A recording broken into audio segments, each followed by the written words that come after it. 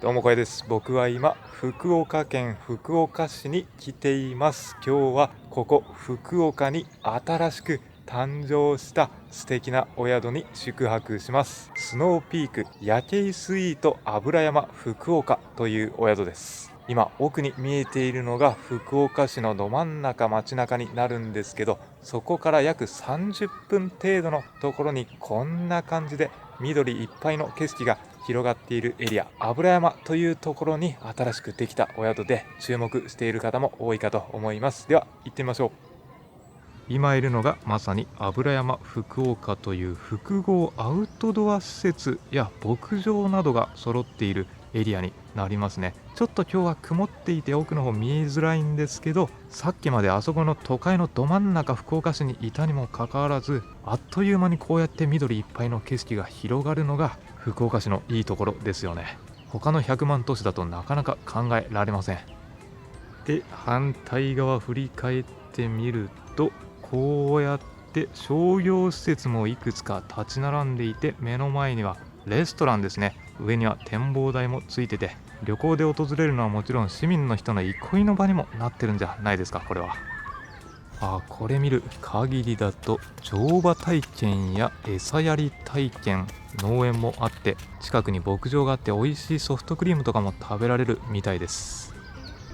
大きな公園があって、これは子供たちが楽しそうに遊んでますね。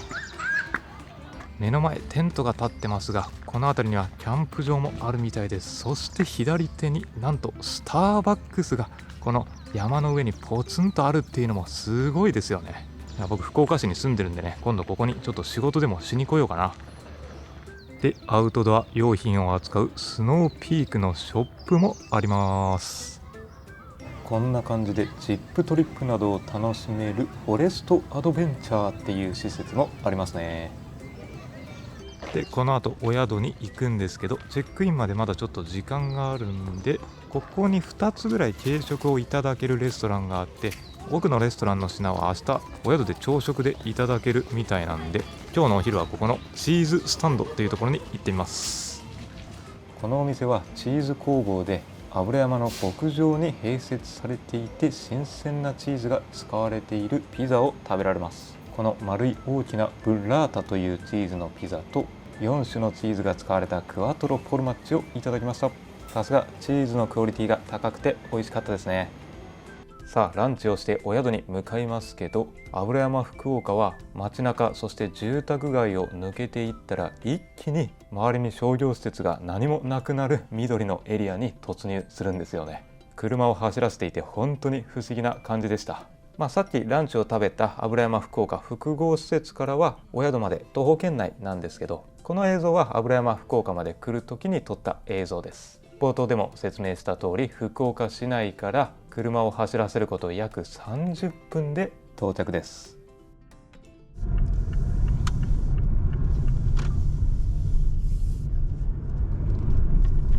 これね、バスでは来れないですよね。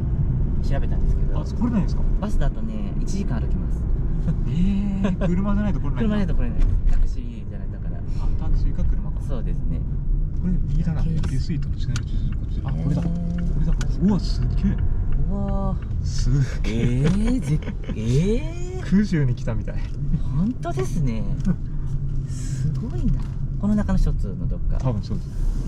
テントがある。すごいですね。はい、到着しました。左手、ここに夜景スイート油山と書いていて、こっち側右手がフロント棟になりますね。大きなコテージ、モダンな作りで、左手奥の方に緑の山々がずらーっと連なっていて、都会の喧騒から一気に放たれて、いやー、すごいっすよね。これぞ九州の大自然という雰囲気で、フロントの前にこのすごい車が止まっていますけどね、夜景スイートのロゴも真ん中に入ってますよ。これで周りの施設に送迎のサービスなどもやっているようです。ナンバーがね、面白い。いいサウナで1137にしているというふうに言ってました。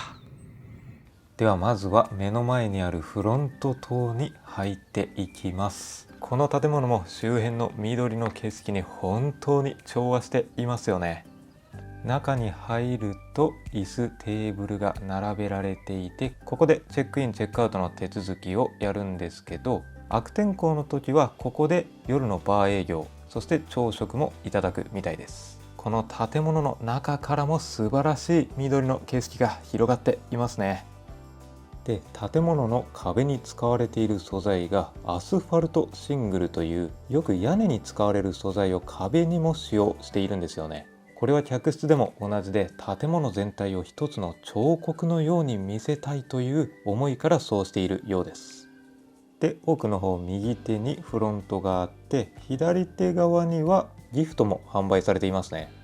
お部屋にも置かれている地元ならではのコスメ商品であったり、スノーピークの商品や夜景スイート油山福岡のオリジナルグッズなどもありますね。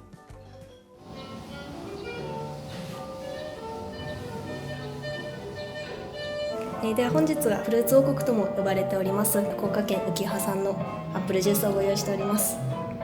ではウェルカムドリンク、リンゴジュース。濃厚にリンゴの甘みと酸味がしっかり口の中に広がってうまいですね。浮橋っていうのは本当に美味しいフルーツがたくさん取れるスポットとして福岡の中では有名なんですけどね。そういう地元ローカルの食材をいただけるっていうのは嬉しいですね。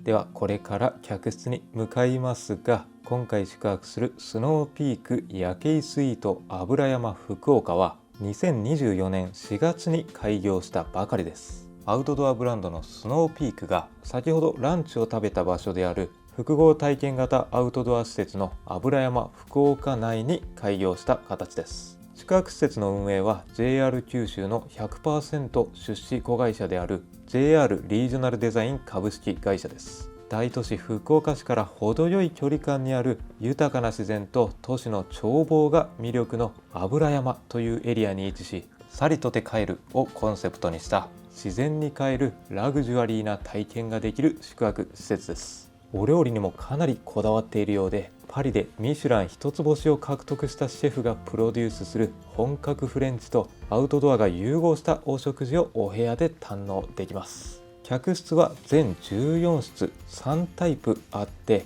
テント、コテージ、ビラとあり、今回は1室限定のビラに宿泊します。今見えていたのがテントの客室で、奥の方3つ並んでいるのがコテージの客室。後でこの2つのお部屋もお見せしますね。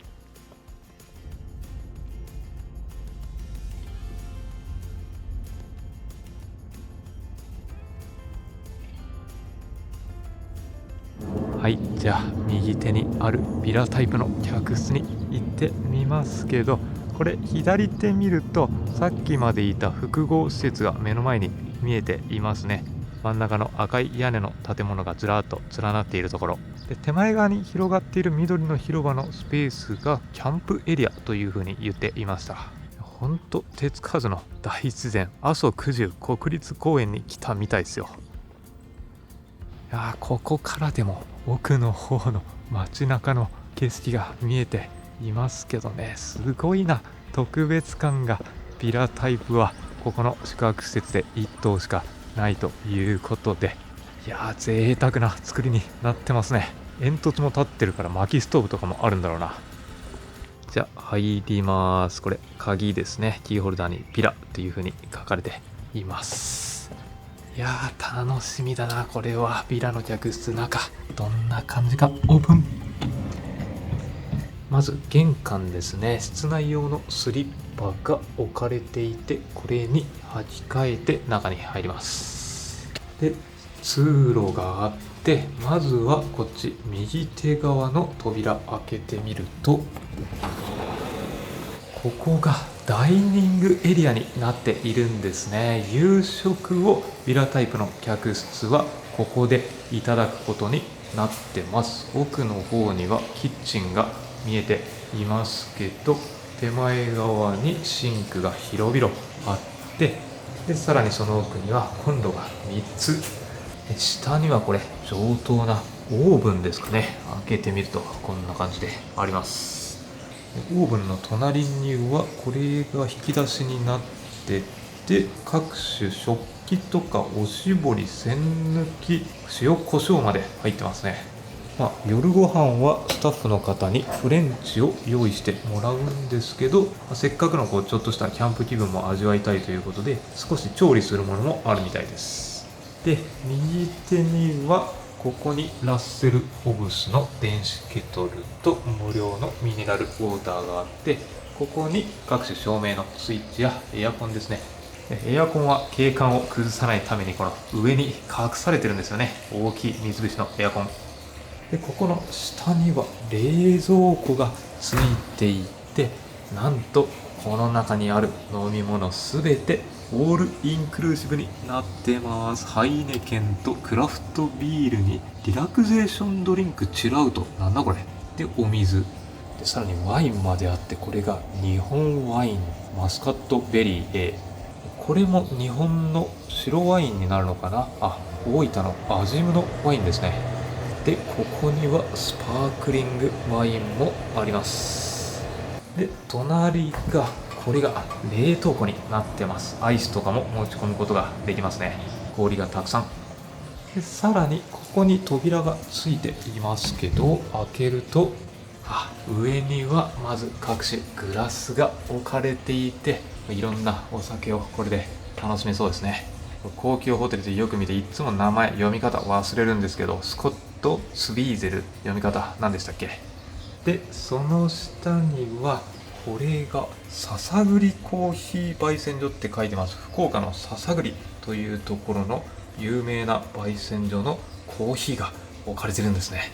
すごいな、これコーヒーの詳しい説明までこんな感じで丁寧に書かれたカードが置かれていて、ここにコーヒー豆が中入ってるんですね。で、スノーピークのこの見るとドリップするやつ、そしてカップも置かれていて、保温性の高いやつですね。この辺の品質は間違いないでしょうね。奥にケトルも置かれていますし、これが福岡らしいやめレモングラス緑茶のティーパックもあります。全部ローカルのいいものが使われてますよ。で、これ奥になんかおしゃれな革の入れ物があるんですけど、この中にあるのはコーヒーフィルターですね。これ欲しいわ、家に持って帰りたい。で、下にはこれは一体何なんでしょうか。これキャンプ詳しい人はすぐわかるんでしょうけどね。なんかお盆か何かになるのかな。お皿か。で、隣にもお皿があって、奥にはあれ小さいまな板か何かかな。あとはお料理とか置くこともできるんでしょうね。で、右手にはこれは開いてみると料理のメニュー表、この辺は食事の時にゆっくり見ましょう。で、下にもこれは調理器具がいくつか揃っていますね。お料理の時に使ったりするのかな。全部スノーピーク製。本当に至れり尽くせりですね。ここのダイニングのエリア、何でも揃ってるわ。で、これ真ん中にもちょこんと何か置かれているんですけど、これ何か皆さん分かりますか。分かんないですよね。これね、裏面にスイッチがあって、ボタンを押すと光が放たれているんですけど、これ懐中電灯になってるんですよね。建物の中、夜景をきれいに望むために夜は暗めのライトアップになってるんで、これ懐中電灯代わりにするってことです。ちょっとこのマグネット式になってるんで、なんかボタンとかに挟んで固定することができるようになってます。館内の案内、これは後で見てみようか。で、ダイニングの先、ここがお宿の中でも特徴的だと思うんですけど、オープンエアのリビングスペースになってます。天井もこれとんがって高さがあって、すごい開放的な雰囲気で、真ん中は奥光が中に入ってきてますね。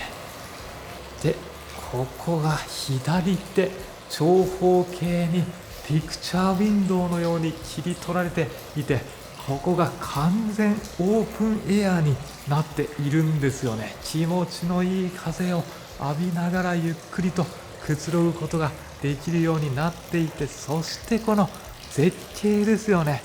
目の前、今日はちょっと曇ってるんで見えにくいといえば見えにくいんですけど、福岡市街中の景色が見えてます。青空が広がっていればはっきりと奥の玄界灘、海の方まで見えるとは思うんですけどね。明日なんとか晴れてくれないかな。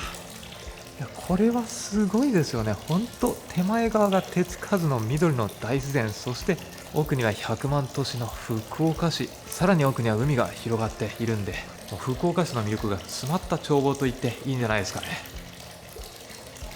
右手の方までぐるーっと緑の眺望が広がっています。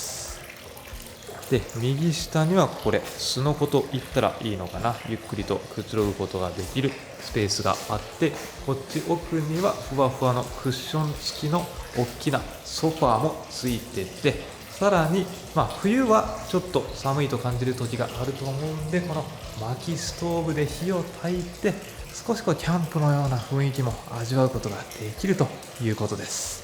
いや薪ストーブはね、もうほんと非日常感味わえるんでいいですよね。自分で薪を入れられるようになってて、こっちに薪がたくさんセットされてます。でここの上には窓がついてて、ここも完全にオープン開放することができて、さっき見ていたこっち側の景色も望むことができるようになっていますし、ここの窓を開けると反対側へ風が抜けていって、また気持ちのいい風を浴びることができるんですよね。いやーこれはいいわ。もういろんなところで自然と一体化する工夫が見られますね。そしてこっちの奥の方に進んでいくと、まず目の前に扉があって、この先がトイレになってるんですね。照明もこうゆっくりふわっとついて、最新式のトイレがあります。トイレの中にシンクもあって快適に使えそうです。そしてこっち左手もすごいですよ。オープンエアにまず目の前、シャワーがヘッドシャワーもハンドシャワーも両方ついてて、ここ目の前にあるのが、これがなんと水風呂なんですよね。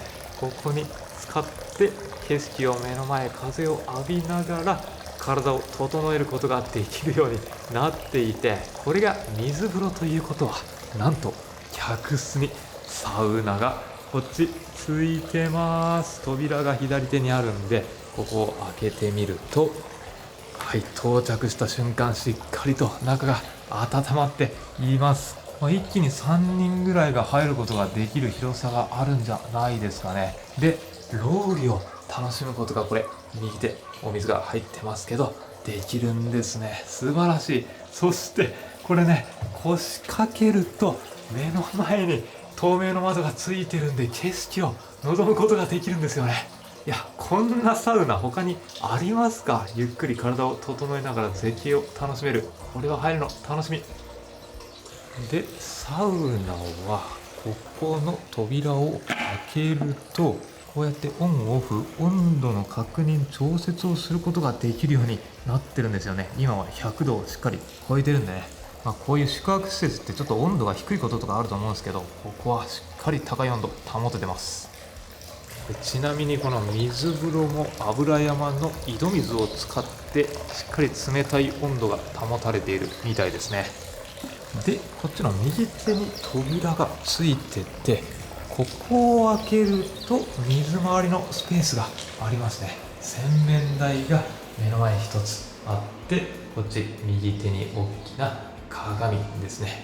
でアメニティもこれこだわっていて、ソエルっていう風に書いていますけど、これがオーガニックの久留米にある会社のものが使われているとのことです。すごいロゴも可愛らしい。で左手にはコップとハンドソープもあって、下に引き出しがありますね。ここ開けるとタオルがたくさん入ってますね。これがすごいふわふわで池内オーガニックのものが使われていると言ってました。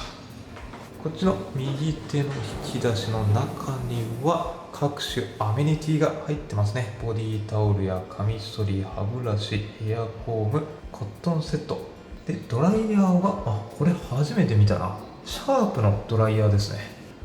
こんな形のドライヤーがあるんですね。で右下には足拭きタオルとかまたタオルが入ってます。でここ正面にはタオル掛けがあってゴミ箱、そしてこっち側インルームにもこれシャワーですね。ヘッドシャワーとハンドシャワーがあって、自然由来のアメニティが目の前しっかり揃ってます。そしてこのお宿では唯一この客室だけバスタブがこんな感じでついてます。足を思いっきり伸ばしてゆっくりとくつろぐことができそうですね。で、目の前扉があって、扉の奥にこれソファーがあるんで、ちょっと体が熱くなったらソファーに座って体を冷まして景色を楽しむこともできそうですね。いやー、でもここの水風呂の雰囲気本当に最高ですね。で、サウナがあるからこのヒノキのすのこベッドがあるわけですね。いやー、これはもう早くサウナに入りたい。で、こっち側まだ見てないところスペース行ってみると、いやー、ここの通路からの景色ももう素晴らしいですね。いや、常にこの九州の自然の緑を五感で感じることができます。で、こっち側が寝室になってて、この透明の扉を開けるとこうやって寝室があるんですね。ベッドが2台あってとっても快適そうですね。天井もちょっと高めになっています。で、右手側、ここの真ん中のスペースがクローゼットですね。クローゼットもウォークインクローゼットでとっても広々空間なんで使い勝手良さそうです。この下にはセキュリティボックス、鏡や消臭ミスト、この白いやつがナイトウェアになるのかな。で、すごいのがね、これですよ。さすがサウナがあるだけあって、これサウナハットまで結構上等なやつじゃないですか、準備されていて、このスノーピーク製の上等なサウナウェアまで準備されてます。上下タイプであるんでね、これは動画撮影も楽だな。これサウナ入りながら裸じゃなくて撮れるから。そして今右手から来たんですけどね、左手にまでスペースが広がっていて、なんとこっちにも誰かいますね。はい、どうも。気持ちいい。気持ちいい。いい景色見えるわ。気持ちいい。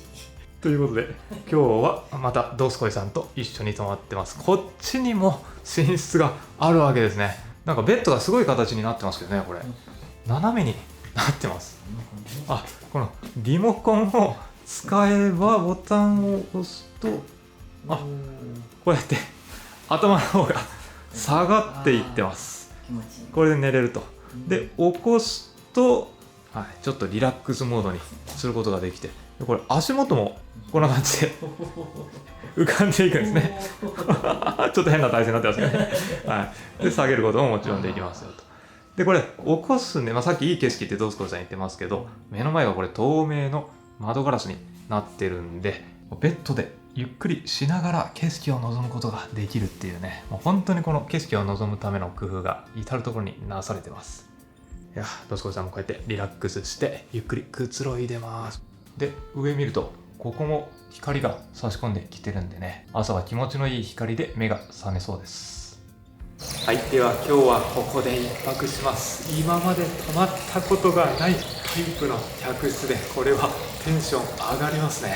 で、ここの客室料金ですが、ビラタイプの客室2名1室2食付きで10万円台後半から宿泊することができます。4名で泊まるともうちょっとだけ安くなるとは思うんですけど、お宿で一番ラグジュアリーな客室タイプなんで、それなりのお値段はしますね。もう少しリーズナブルに泊まりたいという場合はコテージタイプの客室、そしてテントタイプの客室もあるので、今回はお宿の方にご協力いただいているので、そっちの客室もこれから見に行ってみましょうか。で、他の客室、まずは目の前に3つ広がっているコテージタイプを見に行ってみます。コテージタイプも立派な建物ですね。中に入っていきまして、まずは真ん中にダイニングテーブルが広がっていますね。右手にはちょっとした腰掛けられるベンチもあって、ここからの景色もまた素晴らしいですね。吹き抜け空間になっていて、一気に奥の方まで行ってみると、さっき見たような街の景色、そして緑の絶景が広がってます。いや、何度見ても素晴らしいね、この景色は。で、この景色を望むエリアもとっても広々とした空間になっているんですよね。で、ここ手前側には水風呂がこんな感じでこの客室にもあります。水風呂があるということは、こっち側今見えていますけどね、このガラス張りでサウナがあって、壁と同化してるんですよね。扉がここをオープンすると、はい、2人用のサウナがあります。この客室ももちろんロウリュを楽しむことができるようになっていて、中からも素晴らしい景色を望むことができるようになってます。こりゃいいね。でもう一個手前側にもここ扉があって、これを開けるとここが水回りのスペースになってますね。トイレと正面に洗面台があって、長方形の綺麗な洗面台で各種アメニティも同じように揃ってます。ビラタイプと。そしてこの客室にはバスタブはないですけど、この扉の先広々としたシャワールームがあります。ここもヘッドシャワー、レインシャワー両方あってアメニティ揃ってますね。そしてリビング、寝室がこっちの右手ですね。この透明の扉を開くと入れるようになっていて、中まず目の前には大きなソファーですね。足を伸ばしてゆっくりくつろげそうです。でミニテーブルとチェアがあって、こっち右手にミニバーのスペースがあります。グラスや電子ケトル、この下にさっきビラでも見たようなコーヒーセットとか冷蔵庫とかがあります。ここの客室も冷蔵庫内ドリンクすべてオールインクルーシブです。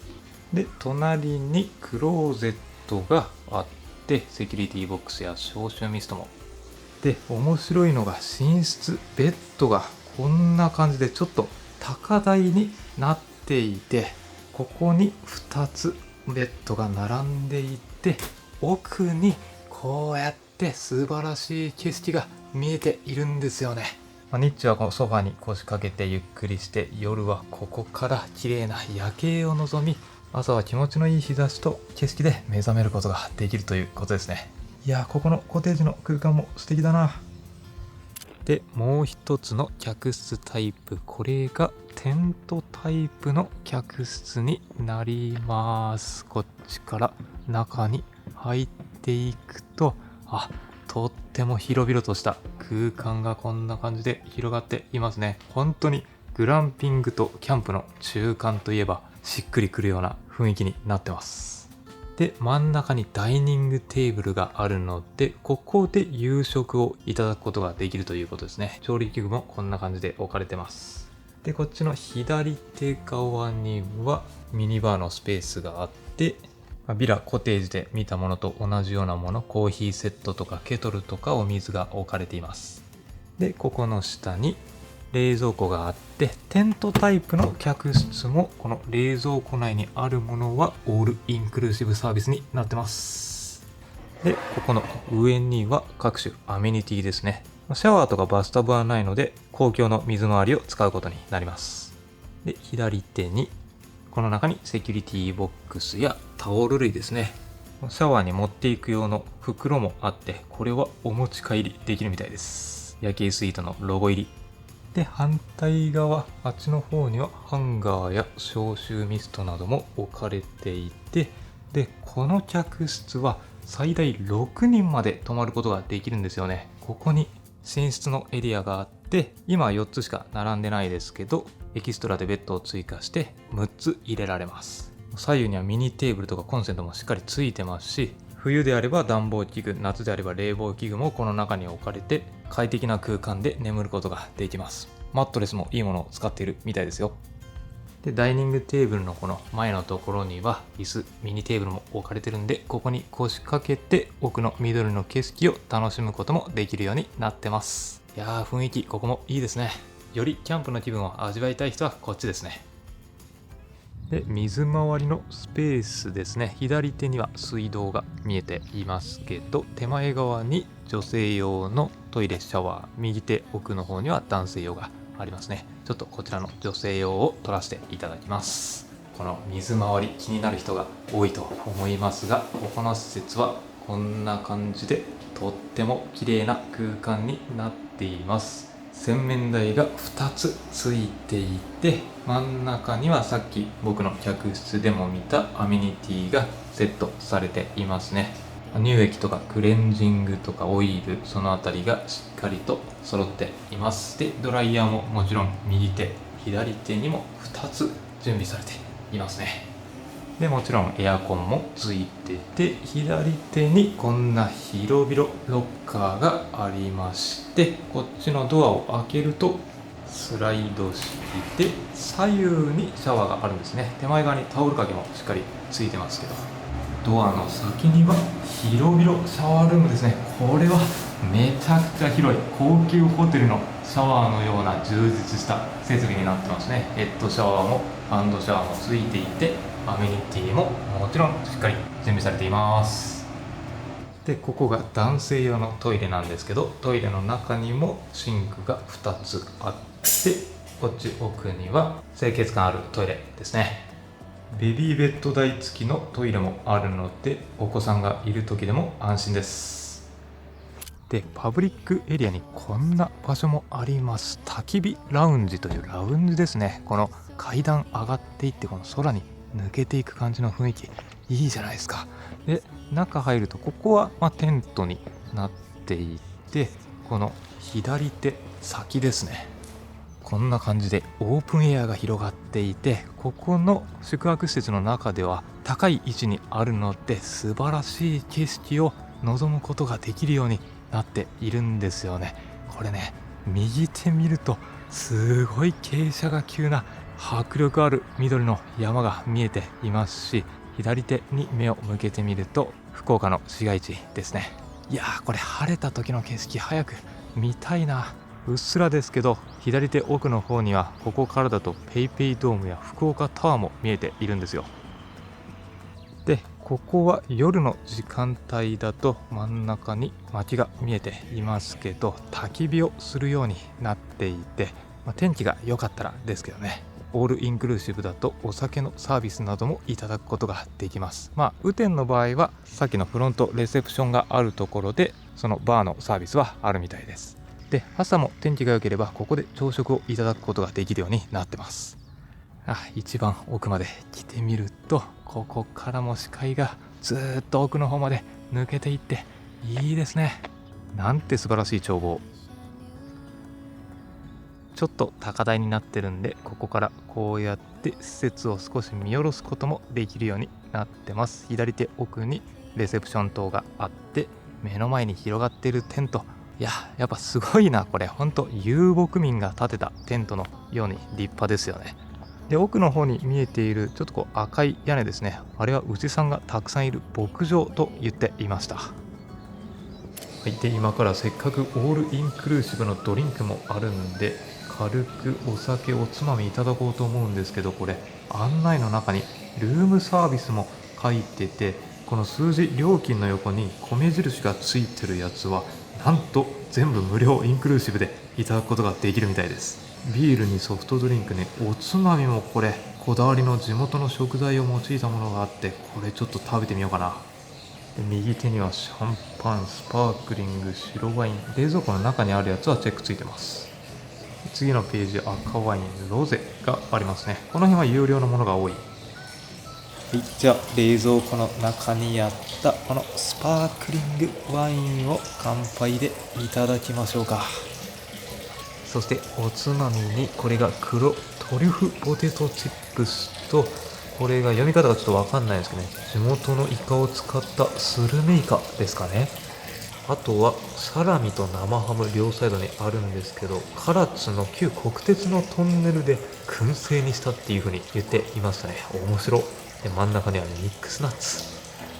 いやこれ全部インクルーシブなの最高だな。じゃあシャンパン開けようかな。これどうやって開けるか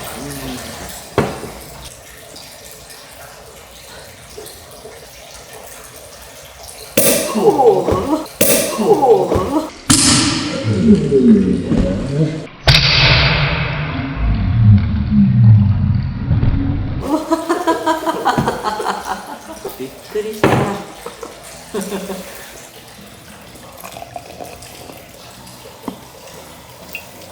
じゃあトスコちゃんと乾杯です。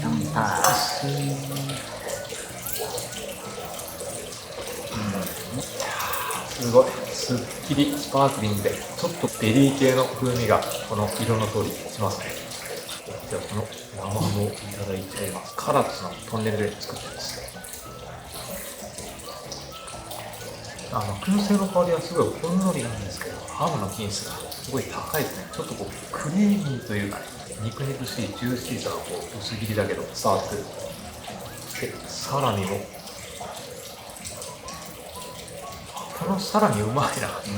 これちょっとこう燻製の感じがするけど、すごい絶妙な塩加減。美味しいね。両方ともめっちゃ美味しい。うまいですね。めっちゃ美味しい。これインクルーシブだな、最高だ。最高。僕あんまお酒強くないですけど、これお酒強い人だったら多分止まんないですよ。つまみとお酒。そしてこれですね、黒トリュフポテトチップス。いやー、これやっぱうまいな。この上品なトリュフの香りがたまったんですね、これね。絶妙っすね。何枚でも食べれる。ね、なんかいつも食べないトリュフの風味だから、いい日常感も味わえて、ナッツも燻製ですよ。これめっちゃ燻製効いてるわ。絶対ビールと合う。これは。で、ローカルなイカを使ったスルメ。スルメイカ。い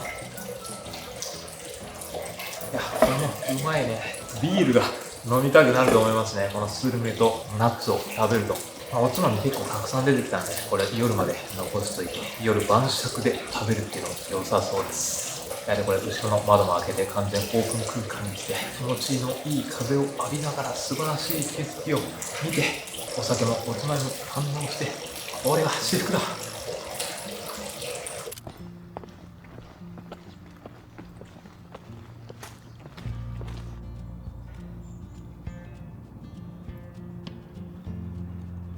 ご説明させていただきます。お客様にはお一人様ずつ 20g コーヒー豆をご用意しております。こちらの中に入っております。コーヒー豆をこちらのミルの中に入れていただきます。すべて入れ終わりましたら蓋を閉めて、結構これ引くときに硬いので、時計回りに引いていただきます。時計回り、はい、めっちゃいい感じ。いい感じ。突っかかってない。酔っ払ってるからかな。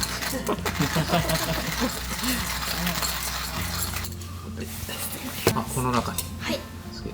フレンチプレス初めてかも。本当ですか。いつもなんか普通のドリップで。ドリップですか。はい。家に器具がないですね。フレンチは。で、お湯入れる。お、本当だ、熱いね。すごい、やっぱ保温性めっちゃ高いんですね。高いですね。これがそのまま使えるってことは。もういい香りが。ありがとうございます。ではここから4分ほど抽出にお時間をいただきます。本日のお豆は笹栗コーヒー焙煎所というお店からご用意をさせていただきまして、笹栗町にカフェを併設している笹栗コーヒー焙煎所から届きました。こちらが桃とせというものでして、一応コーヒーも福岡の篠栗町ということで、お食事も福岡市内の桃とせさんで福岡市の、食材を使っておりますので、ぜひお楽しみいただければと思います。中はイチジクを使用しております。イチジク。はい、ありがとうございます。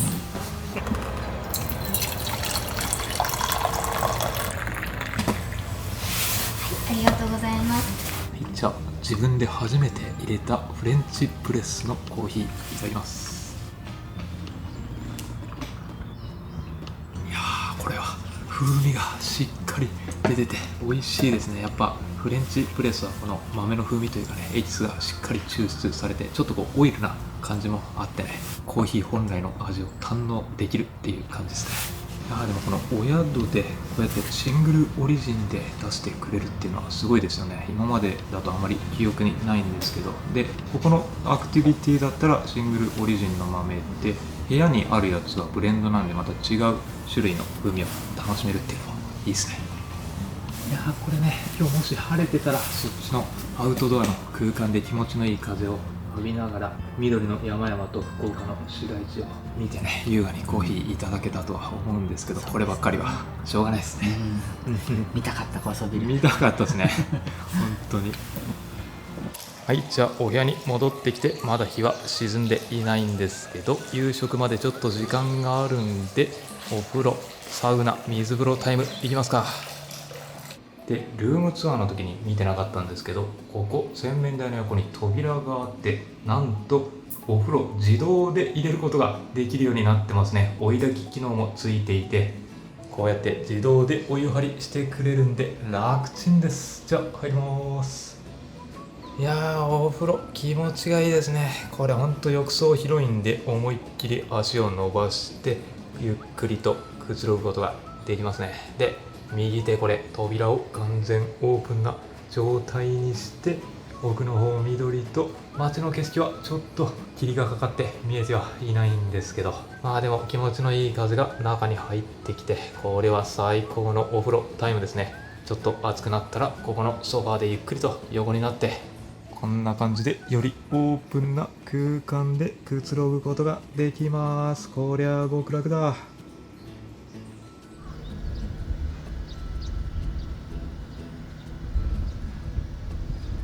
よし、お風呂に浸かって体温めて、さらにここですね、サウナ入りましょうか。いやー、しっかり熱くなってて、これは絶対気持ちいいぞ。よし、じゃあロウリュで整いますかね。これをいっぱい。う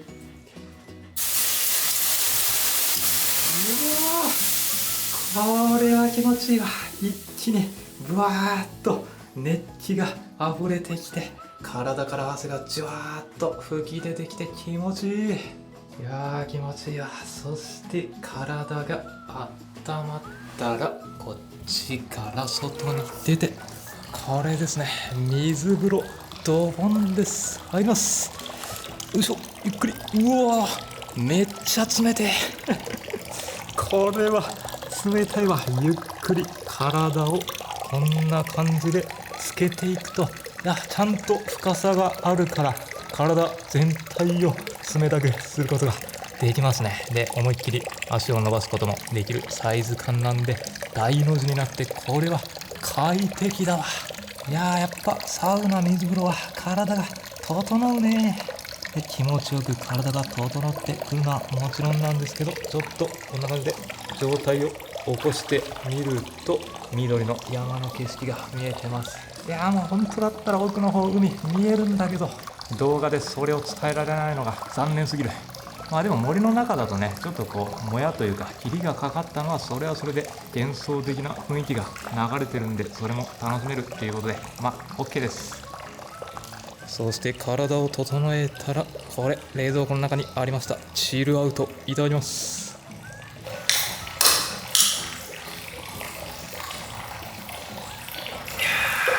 うまいね。サウナ、水風呂、お風呂に浸かった後の冷たいドリンクは最高ですね。チルアウトってやつは初めて飲んだんですけど、ブドウとかオレンジのフルーツの香りがする炭酸飲料ですごいすっきりドリンクで、いい感じ。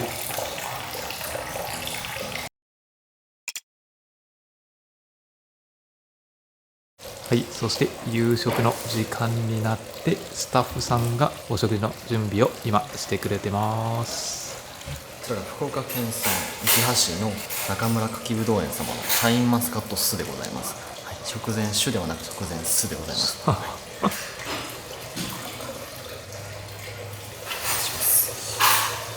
では食前酢ですね。いやー、これ最初飲んだ時は普通にフルーツジュースかなと思ったんですけど、喉に入っていく瞬間にお酢のキーンとした酢の強い風味が出て、すごい面白いです。でもフルーティーだから酢なのにすごい飲みやすい。では、本日本場フランスパリでミシュラン一つ星をご獲得されましたレストランソラの吉武シェフによるこの夜景スイートオリジナルのフレンチコースをご用意させていただきました。まずこちらアミューズ4種、左手より鶏と豚のリエット、続いて薪で焼いた糸島野菜、こちらが上に油山産のリコッタチーズをおかけしてあります。また一番右手がこちら燻製したホタテ、上から糸島産の八朔をおかけしております。また手前左手、こちらが生ハム、そしてヒラメ、アスパラガスを使用した前菜でございます。アスパラガスのクリームとこちらがシシトウセロリのソースご用意しておりますので、何度でもお楽しみいただける一品でございます。また右手、こちらが沖縄県産の車エビを使用した車エビの巻き焼きでございます。上にはコンソメジュレをおかけしておりますので、ぜひご一緒にお召し上がりくださいませ。こちらが北上エリアにございます、油山チーズスタンド様に製造されましたチーズの盛り合わせでございます。こちらが、お肉、お野菜、どちらもすべて糸島産の食材を使用したポトフでございます。こちらお客様自身であちらのコンロで温めてお召し上がりいただきます。こちらが本日のメインでございまして、宮崎県産の牛ロースで、こちらがアワビ、こちらがオマールエビでございます。こちらもお客様自身で温めてお召し上がりいただきます。こちらのフライパンの方で先ほどのメインの3種類をお焼きいただきます。こちらにはペディグーソースご用意しておりますので、温めてお肉におかけになってお召し上がりくださいませ。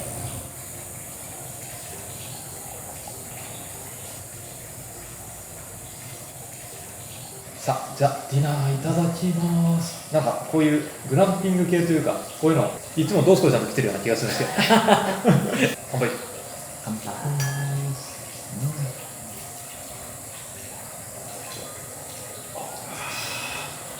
いやー、ビール本来の味がね、この IPA のビールはちゃんと出てますね。苦味とかしっかり。よし、じゃあまずはリエットいきます。中にこんなムースのようなものがあって、上にソースですね。お肉の風味が広がるんですけど、この上に乗っているお野菜、ごぼうかレンコンか何かかな、さっぱりとした味わいで、お野菜もシャキシャキでうまいですね。で、これは上にイクラが乗ってますね。すごい緑のブロッコリーかな。これめっちゃうまいわ。巻き焼きってことで、ちょっとこう炭火の香りがする。その中にこのクリーミーなソースとオリーブオイルの上品な香り、そしてお野菜のシャキシャキ食感プラス海の風味、イクラも中に入ってて、これめっちゃうまい。で、これはクンホタテかな。見た目からはどんな味がするか想像できないような、目でも楽しませてくれるアミューズばっかりですね。まさにこのアミューズって言葉にふさわしいお料理ばっか。中にこんな大きなホタテが入っていて、コリコリ食感とともにじわっとホタテの旨味が広がっていって、でそこに燻製の香り、中にチーズが入っているんですよね。チーズとホタテの組み合わせめっちゃ合いますね。で、一番上のこのオレンジのやつはみかん、柑橘の風味が広がっていくんでね、後味がすっきりとします。これもうまいですね。個人的にはこのイクラが入ってるやつとこのホタテが入っているこの2つ、海の幸と山の幸両方を一緒に堪能できて、味付けも他で味わったことがないのでね、うまい。では次は車エビいきましょうか。中になんかこう橙色のソースがあります。これも不思議な味わいがしますね。このソースがなんて言ったらいいんだろうな、タルタルソースっぽいけどマヨネーズっぽいというかね、ちょっとだけ酸味のあるクリーミーなソースで、上にコンソメジュレがあるんで、これでちょっとこう和の味を感じるというかね、こうだしっぽい風味、なんかこう和洋が融合したような味になってるような気がしますね。うまいね。いや、さっきのイクラのやつとこのエビがソース味付けが絶品すぎますね。で、次がこれが燻製ヒラメとアスパラガス、生ハムも乗ってます。緑のソースにつけてほんのりと燻製の香りが漂って美味しいですね。ヒラメ身自体がそれぞれそんなに大きいわけじゃないので、このアスパラとか周りにあるお野菜と一緒に口に入れるといいのかな。で、ソースも本当にアスパラの風味がしっかり漂うクリーミーさがあって、すごい上品な風合いでね、それぞれが強調しすぎないんで、お魚の風味もちゃんと広がります。アスパラがこれでかくてシャキシャキでめっちゃうまいな。で、さっきまでもやがかかって真っ白だったんですけど、それがなくなってきていて、市内の夜景がこんな感じで見え始めましたね。いや、これは本当に晴れて透き通った日だったらとっても綺麗な夜景が望めそうですね。今こうやってちらっと見えてるだけでもすごい綺麗だ。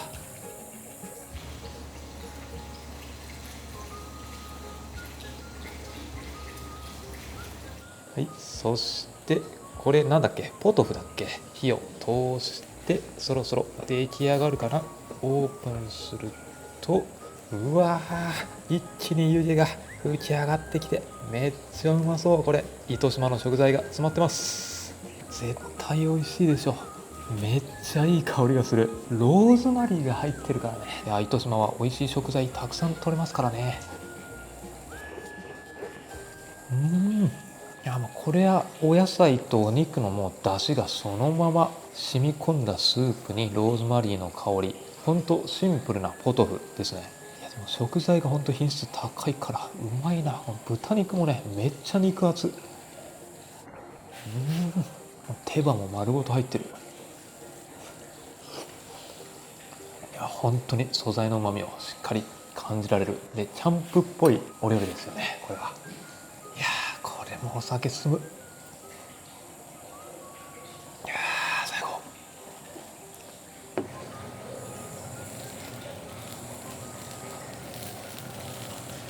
でフォカッチャ、かぼちゃの風味がついてます。いや表面をやっぱちょっとこうサクッと香ばしく焼き上げたらうまいっすね。フレンチトーストのような甘さが広がる感じがしますね。かぼちゃの甘さで。いやこれめっちゃうまい。もう一個欲しい。よし、じゃあメインディッシュのこの宮崎牛と海鮮たちを焼きましょうかね。はい、じゃあいつもはお料理をしないドスコイさんに最初は乗せてもらいます。お願いします。もう3回目ぐらいですからね。もう慣れたもんです。確かにグランピングで慣れた。おいいね。あ、エビもローズマリーが乗ってるんだなこれ。香りが楽しめる。ドスコイさんめっちゃ綺麗に並んでるじゃないですか斜めに。経験のものですね。これはいい感じだ。これアワビには多分バターが入ってたんだろうな。めっちゃいい香りがする。うまそう。さあ次はお肉いっちゃいましょう。いやいいね。気持ちいい。気持ちいい。この音気持ちいい。気持ちいい。これが楽しいね。グランピングキャンプの最初醍醐味が。いやーでもこれめっちゃ肉厚だわ。1人当たりのグラム数がどれぐらいだろう。150グラムぐらいあるのかな。なかなか懐石料理でこれだけのお肉の量食べられませんから。めっちゃ綺麗に焼けるやん。鉄板っていうかこのフライパンの品質が相当いいんだろうな、スモーキークの。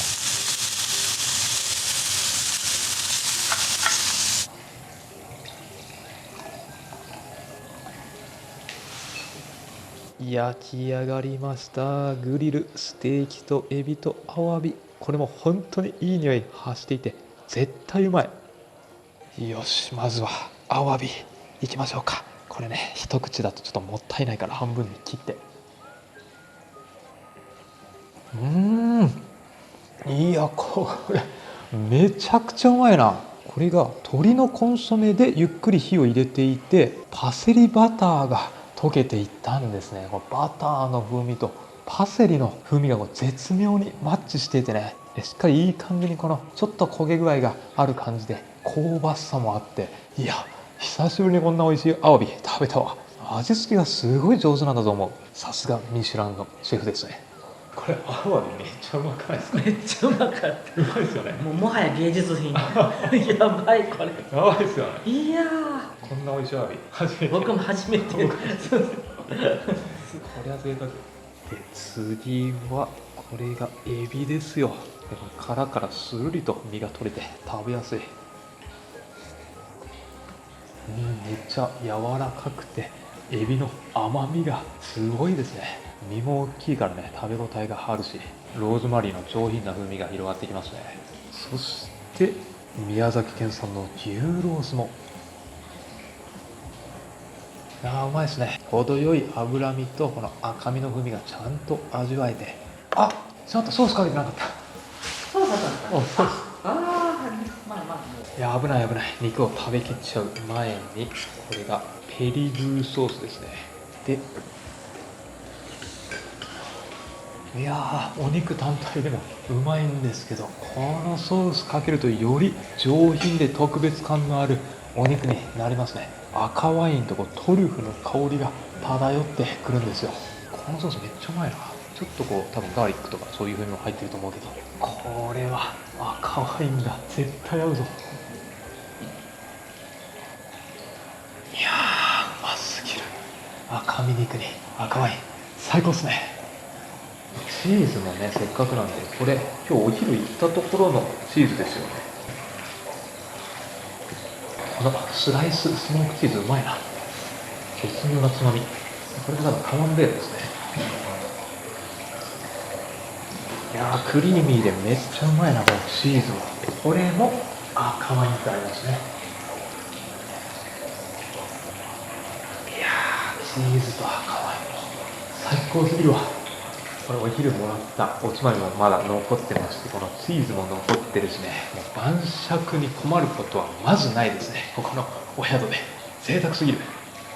そしてデザートもついてました。冷蔵庫の中にこの右手がティラミスで左手がキャラメルのアイスです。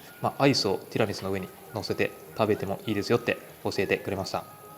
いや結構ぎっしりと入ってますよ。これアイスもね、これなんか電車だとよくあるんですけど、カッチカチのが出てきたりね、そういうことはありません。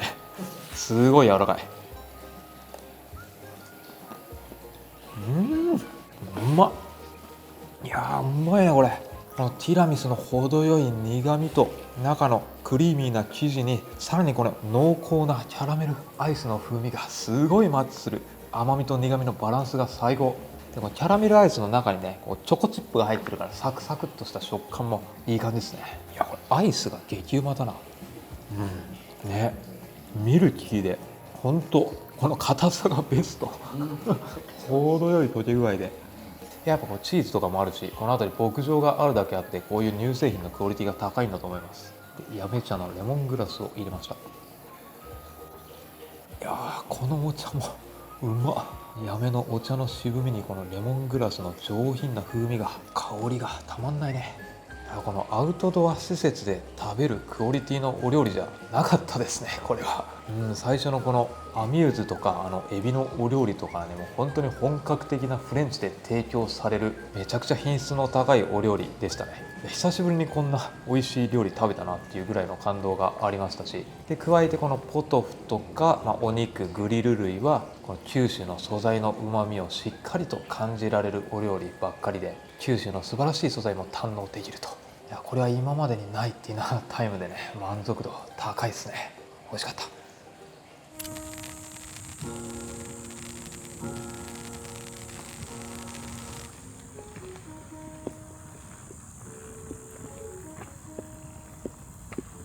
で、夜のバーのドリンクメニューですが、お部屋で注文できるものもありますけど、このリキュールとかは確かなかったですよね。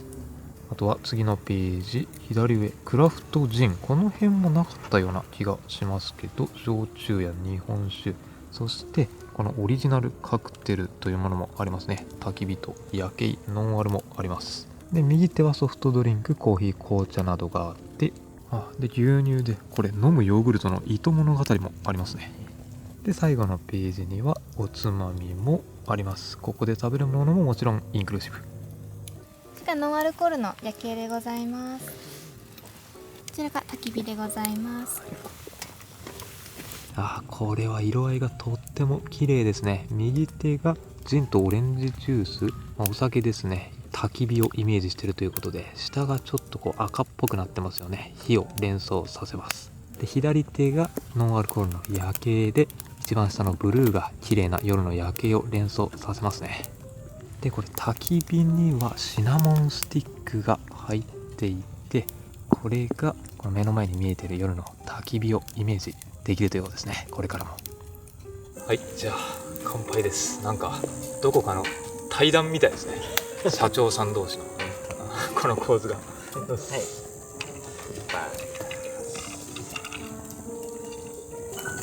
い。いや、うまいね。ジンのスカッとした風味にほんのりと甘みと酸味を演出してくれるオレンジが合いますね。いやー、うまいね。何よりもやっぱここの雰囲気でこのお酒が2倍も3倍も美味しく感じますね。やっぱこの焚き火はなんか落ち着きますよね。見るだけで。なんででしょうね。不思議と。夜になって結構肌寒くなってきたんですけど、焚き火の前に来たらすっごいあったかいから、冬とかはやっぱこの焚き火がより一層ありがたみを感じさせてくれるんだと思いますね。結構ね、この後ろの景色とかもちょっともやがかかってる分、このライトがミストっぽくなって、これはこれで幻想的で、目の前をこう霧に囲まれてまるで雲の中にいるんじゃないかっていうね、幻想的な感じがあるんですけど、ただまあやっぱりね、欲を言えばこっち側に綺麗な夜景も望みたかったんですね。なかったですね。特にこの夜の時間帯は焚き火とこのお酒、映えるお酒と夜景があったらベストだと思います。いやでも今までなかったですね、こんな感じはね。なんかグランピング施設とか来てもこういうバーの施設はあるけど、ここまで本格的な絶景を眺めながらお酒楽しめるっていうところは立地が面白いですよね。ね、山の上で。普通だったらキャンプしか実現し得ないところをラグジュアリーな空間を作れるっていうね。しかも福岡市中心部から近い。確かに、ちょっとまあ気が向いたらちょいと訪れられる距離感ですから、福岡に住んでる人は。で福岡ってあんまりラグジュアリー宿がないから、最近はリッツ・カールトンができましたよ。その点でちょっとこう高級なお宿、福岡で非日常を味わいたいなっていう人はね、選択肢としてありですね、ここは。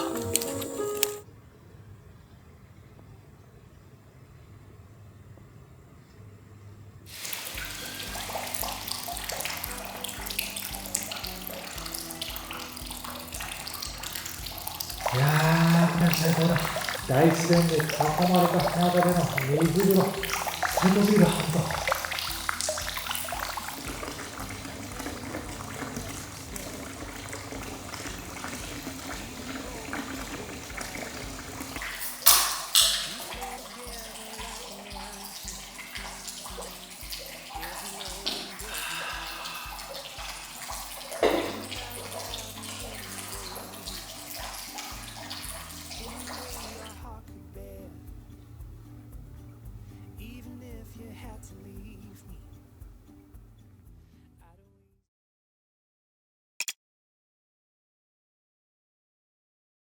はい、おはようございます。いやー、朝起きてここ外に出てきた瞬間の吸う空気がめちゃくちゃ美味しいですね。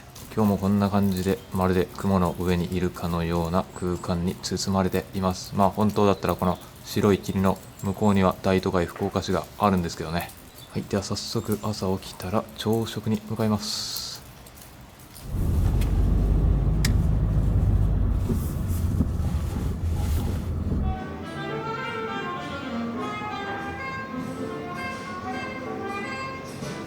簡単にご説明させていただきます。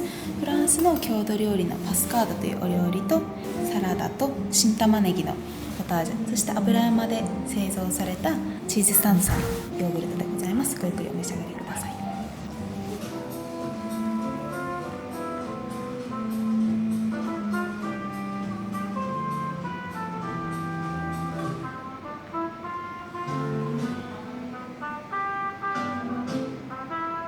ではいただきます。パスカードって初めて聞きましたね。フランスの郷土料理ということで、 Google でパスカードって検索してもね、一番上にパスケースとか出てきて上に表示されないぐらいなんで、日本だと相当珍しいんでしょうね。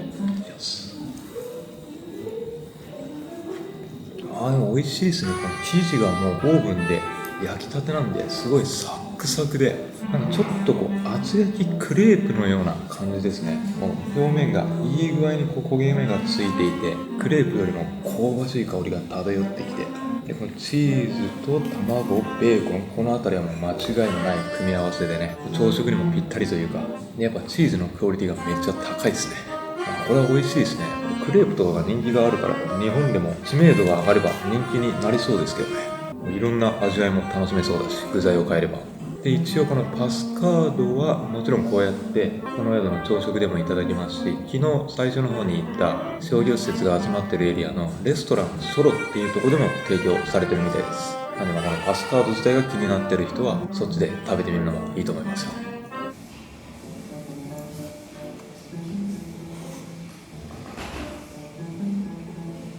スープもいただきます。このスープもすごいな。本当にもう玉ねぎそのものの旨味、甘みが凝縮されたような濃厚スープですよ。こんな感じでね、すごいとろみがあるんですよね。液体というよりは濃厚玉ねぎスープですね。お野菜も鮮度が高くてうまい。ここれも珍しいですよね。チーズヨーグルトって言ってましたね。いいですね。甘さ控えめのほんのりチーズが香る感じ、自然由来の旨味がこれも味わえます。でちょっと甘めのヨーグルトが欲しかったらこれです。糸物語。福岡だとスーパーとかにも売っててね、僕もお気に入りでよく飲むんですよこれ。いやー、やっぱうまいね、糸島のヨーグルト。昨日はね、もうオールインクルーシブだからお酒もちょっと飲みすぎちゃったんで、お腹も少し膨れ気味であるんで、量的にもこれぐらいでちょうどいいし、このパスカードが新しい味わいで、これちょっと気に入りましたね。本当だったらあそこの焚き火ラウンジで素晴らしい絶景を望んで、美味しい空気を吸いながら気持ちのいい風を浴びて優雅に朝食もいただけるんですけどね、それもぜひ体験してみたい。